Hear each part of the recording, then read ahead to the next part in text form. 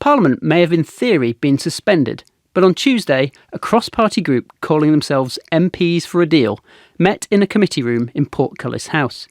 They called for Theresa May's much-derided withdrawal agreement to be revived, but with extra rights for workers, the environment and other safeguards.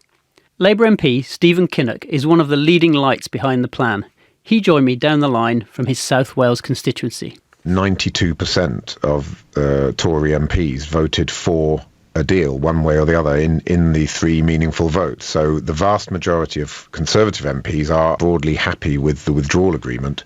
We then add the withdrawal agreement bill into that, which is the 10 concessions which clarify the future relationship. So a bill on workers' rights, environmental standards, a parliamentary lock to make sure that negotiations are approved by Parliament, a customs compromise on the customs arrangements.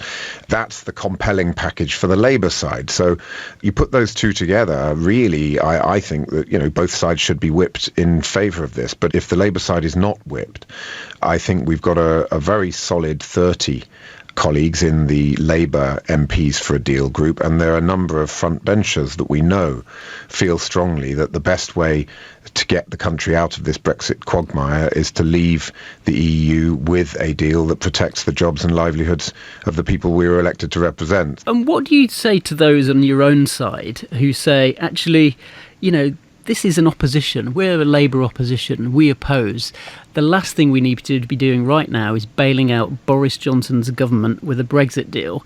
Labour's position now is moving further and further towards having a second referendum. And whilst those of us in the MPs for a Deal group have deep reservations about that idea, in fact, the only way to get a referendum is to have a bill put before Parliament, a deal-enabling bill, which can then be amended by those who want to have a second referendum. So, in fact, if you're serious about having a mechanism to get that second referendum, you have to have a bill that Parliament can vote on, and the campaigners for a second referendum can amend accordingly. That's the first point. The second point I would make is a general election, whilst we're still a member state of the European Union, will be a referendum in all but name. It will be massively divisive and polarising. And the people that benefit most from that are the opportunists and the bandwagon jumpers who are in the Brexit Party and in the Liberal Democrats.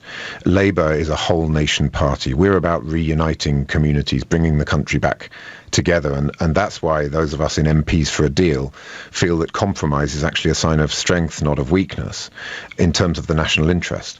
But it also is in our political interest to have a general election when the issue of Brexit has been put to bed. Stephen Kinnock on why it's in Labour's interest to move on from Brexit.